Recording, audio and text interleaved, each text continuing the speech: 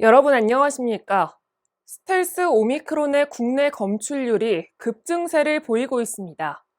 대유행의 정점을 찍고 내려온 유럽 등 일부 국가에서는 최근 스텔스 오미크론이 빠르게 번지면서 확진자가 증가세로 전환하는 사례도 나오고 있는데요. 방역 당국은 유행 규모와 정점 시기가 예상보다 크고 길어질 수 있다고 전망했습니다. 3월 22일 화요일 투데이샷 첫 소식입니다. 지난 8년간 경기도 교육을 이끌어온 이재정 도교육감이 6일 지방선거 불출마를 선언했습니다. 이제 경기 교육을 깊이 이해하고 연구했거나 교육 현장에서 교육을 경험한 새로운 세대가 책임을 이어가야 한다 생각한다고 말했습니다. 이 교육감의 불출마 선언으로 무주공산이 된 차기 경기도 교육감 선거는 치열한 경쟁이 예상되는데요. 진보 진영에서는 청와대 시민사회 수석을 지낸 김거성 경기도 교육청 전 감사관이 출마 선언을 한 가운데 한국 폴리텍대 청주 캠퍼스 이한복 학장과 박효진 전교조 전 경기지부장 등의 출마가 예상됩니다. 보수 쪽에서는 임태희 전 한경대 총장과 강관희 전 경기도 교육의원 등이 거명되고 있습니다. 인천시가 오늘 세계 물의 날을 맞아 인천 하늘수 브랜드 선포식을 가졌습니다. ISO 22000 국제 표준 인증으로 엄격하게 관리하는 깨끗한 인천 수돗물의 새로운 브랜드 인천 하늘수로의 출발을 공식적으로 알린 건데요.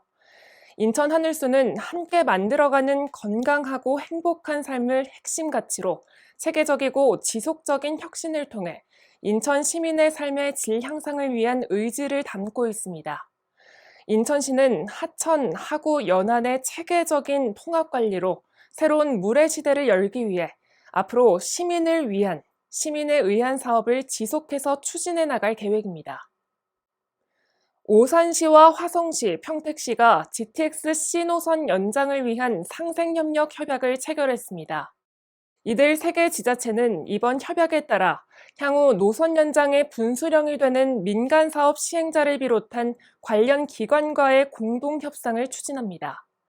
GTX-C 노선 연장 구간은 수원에서 병점, 오산 지제까지 총 29.8km로 기존 경부선을 활용하는데요.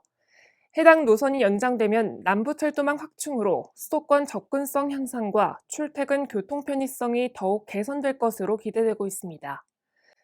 곽상욱 오산시장은 세 개 시가 힘을 모아 긴밀히 협력해 나간다면 추진에 탄력이 붙어 빠른 시간 내에 성과를 낼 수 있을 것으로 기대한다고 말했습니다.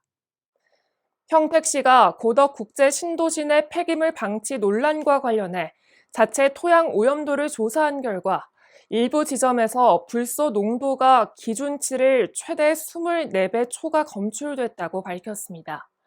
평택시는 오늘 언론 브리핑을 열고 토양오염 검사 결과와 향후 일정에 대해 발표했는데요.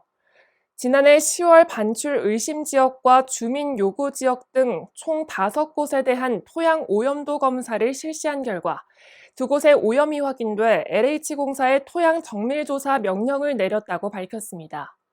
LH는 총 69곳, 526개 지점에 대한 토양 정밀조사 중 1차 개황조사를 마친 상태로 오는 30일 LH 평택사업본부에서 주민 설명회를 열어 조사 결과와 향후 일정을 설명할 계획입니다.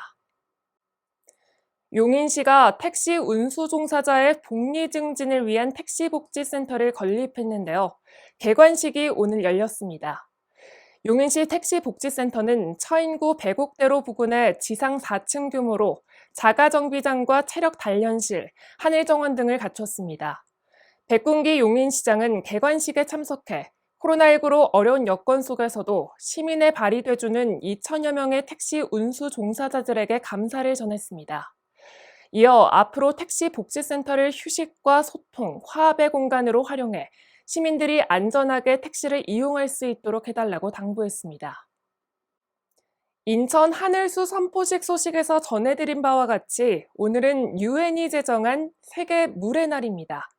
물 부족 문제에 대한 경각심을 일깨우고 물의 소중함을 알리기 위한 기념일인데요. 세계 물의 날을 맞아 물에 대한 중요성을 다시 한번 되새겨보는 게 좋겠습니다. 뉴스를 마칩니다. 시청해주신 여러분 고맙습니다.